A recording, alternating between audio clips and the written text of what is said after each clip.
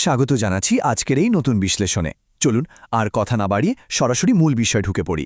আজ আমরা সবাই জানি এমন একটি পুরনো আর ধ্রুপদী গল্প নিয়ে কথা বলবো, হরিণ ও তার প্রতিবিম্ব। বাইরে থেকে দেখলে মনে হবে, আরে এ তো স্রেফ বনের একটা প্রাণীর সাধারণ গল্প।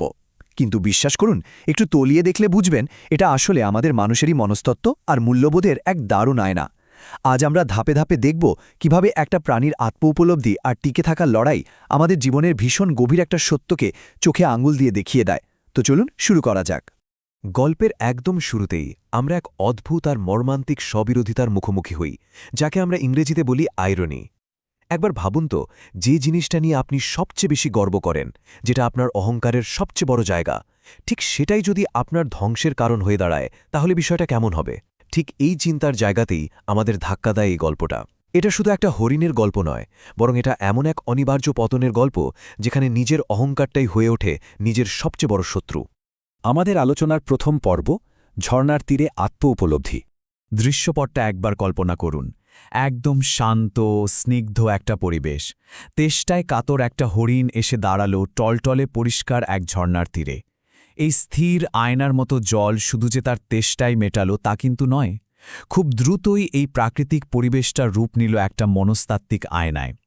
হরিণটি যখন সে স্বচ্ছ জলে নিজের প্রতিবিম্ব দেখল, তখন সে শুধু নিজেকেই দেখল না, রীতিমতো নিজের রূপের বিচার করতে বসে গেল। আর ঠিক এই মুহূর্তটাই হল পুরো গল্পের একদম মনস্তাত্ত্বিক ভিত্তি।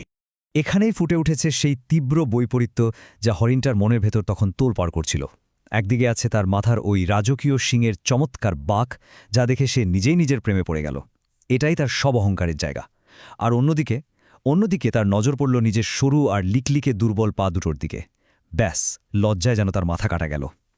ভাবুন একবার, একই শরীরে দুটো আলাদা অংশ, একটা তাকে আত্মবিশ্বাসের চূড়ায় তুলছে, আর অন্যটা তাকে ঠেলে দিচ্ছে চরম হীনমন্যতায়। বাহ্যিক রূপের প্রতি এই যে তীব্র মুগ্ধতা, আর নিজেরই একটা ভীষণ দরকারি অঙ্গের প্রতি এই যে গভীর লজ্জা, গল্পে এই বিষয়টা খুব দারুণভাবে তুলে ধরা হয়েছে। হরিণের মনের এই অদ্ভুত অবস্থাটা সবচেয়ে ভালোভাবে বোঝা যায় তার নিজের কথাতেই। সে একটা দীর্ঘশ্বাস ফেলে বলল, কিভাবে এমন হতে পারে? আমার এত চমৎকার একটা মুকুট থাকতেও এমন পা নিয়ে আমি অভিশপ্ত। এই একটা মাত্র কথার মধ্যে কিন্তু লুকিয়ে আছে তার চরম অসন্তোষ আর বিশাল অহংকার।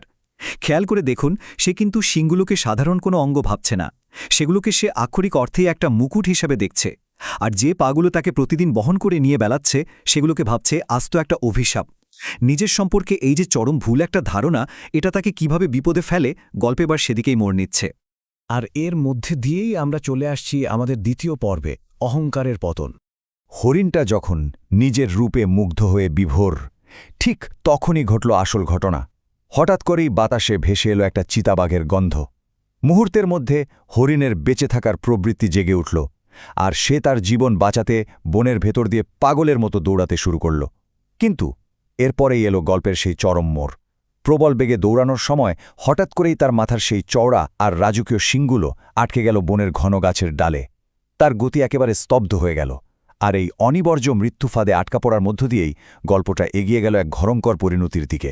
হঠাৎ করেই থমকে যাওয়াটা গল্পের উত্তেজনাকে একেবারে চরম সীমায় নিয়ে যায়। এখানকার সবচেয়ে গুরুত্বপূর্ণ জায়গাটা হল এই মর্মান্তিক উপলব্ধিটা। মৃত্যুর ঠিক আগ মুহূর্তে হরিণটি বুঝতে পারল নিজের সম্পর্কে তার মূল্যায়নটা কতটা ভয়ঙ্কর রকমের ভুল ছিল। যে পা দুটোকে সে সরু, দুর্বল আর অভিশপ্ত ভেবে একটু আগেও তীব্র ঘৃণা করছিল, ঠিক সেই পাগুলি তাকে চিতাবাজের হাত থেকে বাঁচিয়ে এতটা দূর নিয়ে এসেছিল। আর যে বিশাল রাজকীয় শিংগুলোকে সে মুকুট ভেবে অহংকার করছিল, সে অকেজ অলঙ্কারগুলোই তার স্বাধীনতা কেড়ে নিল, তাকে সরাসরি মৃত্যুর মুখে ঠেলে দিল। কি অদ্ভুত এক পরিহাস, তাই না? যেখানে সবচেয়ে ভালোবাসার জিনিসটাই শেষমেশ ঘাতক হয়ে দাঁড়াল। গল্পের এই মর্মান্তিক পরিণতি থেকে আমরা পৌঁছাই আমাদের তৃতীয় এবং শেষ পর্বে, সৌন্দর্য বনাম উপযোগিতা। এই গল্পটি আমাদের সামনে একটা নীরব কিন্তু ভীষণ শক্তিশালী দ্বন্দ্ব দাঁড় করায়। এটা হলো একটা চরম বিপজ্জনক ব্যবধান। একদিকে রয়েছে আপাত মূল্য, বা যাকে আমরা বলি পারসিভড ভ্যালিউ, অর্থাৎ যা শুধু দেখতে সুন্দর, যাকে আমরা বাইরে থেকে দারুণ প্রশংসা করি।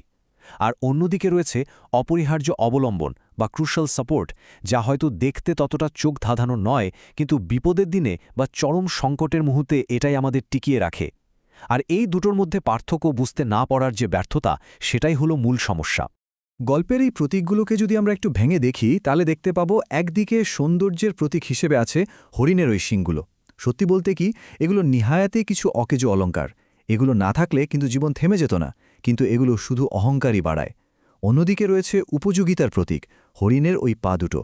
হ্যাঁ, মানছি এগুলো হয়তো দেখতে খুব একটা সুন্দর ছিল না, হরিণের কাছে তা ভীষণ লজ্জার কারণ ছিল, কিন্তু এই পাগুলোই তো তাকে স্বাধীনতা আর বেঁচে থাকার আসল সুযোগটা দিচ্ছিল। এই পুরো বিশ্লেষণটা আমাদের চোখে আঙুল দিয়ে দেখিয়ে দেয় যে আমরা জীবনে কতটা অহরহ আমাদের সবচেয়ে অপরিহার্য ভিত্তিগুলোকে ভুলভাবে মূল্যায়ন করি। হরিণের এই যে সংকট, এটা কিন্তু আসলে আমাদের মানুষেরই স্বভাবের একটা প্রতিচ্ছবি। গল্পটা আমাদের নিজেদের ভেতরেই একটা নীরব টানাপোড়েন তৈরি করে। আমরা আমাদের জীবনে কোন জিনিসটাকে মূল্যবান মনে করি আর আসলেই বিপদের সময় কোনটা আমাদের কাজে আসে, এই দুয়ের মধ্যে আকাশ পাতাল ফারাক থাকতে পারে। খেয়াল করলে দেখবেন আমাদের দৈনন্দিন জীবনে আমরা অনেক সময়ই আসল প্রয়োজনের চেয়ে বাহ্যিক সৌন্দর্য বা লোক দেখানো চাকচিক্যকে অনেক বেশি গুরুত্ব দিয়ে ফেলি। এই গল্পটা আমাদের সেই চিরন্তন মানসিক স্বভাবেরই কথা মনে করিয়ে দেয়, যেখানে আমরা ভেতরের সারবস্তুর চেয়ে বাইরের আবরণটাকে বেশি দাম দিই। আলোচনার একদম শেষ পর্যায়ে এসে একটা খুব গভীর আর প্রাসঙ্গিক প্রশ্ন আমাদের সামনে এসে দাঁড়ায়। হরিণের ওই সঙ্গুলো তো বনের মধ্যে দৃশ্যমান ছিল, কিন্তু একটু ভাবুন তো, আমাদের এই আধুনিক সমাজ এমন কি অদৃশ্যমান বা দৃশ্যমান অকেজো অলংকারকে মাথায় মুকুট হিসেবে পড়ে আছে? সেটা হতে পারে মেকি কোনো সামাজিক মর্যাদা, অতিরিক্ত সম্পদের লোভ, কিংবা সোশ্যাল মিডিয়ায় শুধু অন্যের চোখে নিজেকে বড় করে দেখানোর ইঁদুর দৌড়। এই জিনিসগুলো কি প্রকৃত সংকটের সময় আমাদের জন্য সেই গাছের ডালের মতোই ফাঁদ হয়ে দাঁড়াতে পারে না? ভেবে দেখবেন কিন্তু। শত শত বছর আগের এই উপকথাটি আজও আমাদের জীবনের জন্য সমানভাবে, বা বলা যায় আরও বেশি প্রাসঙ্গিক। এই প্রশ্নটি আপনাদের ভাবনার জন্যই রেখে গেলাম। আশা করি আজকের এই বিশ্লেষণটি আপনাদের নতুন করে কিছু ভাবতে সাহায্য করবে। ভালো থাকবেন সবাই।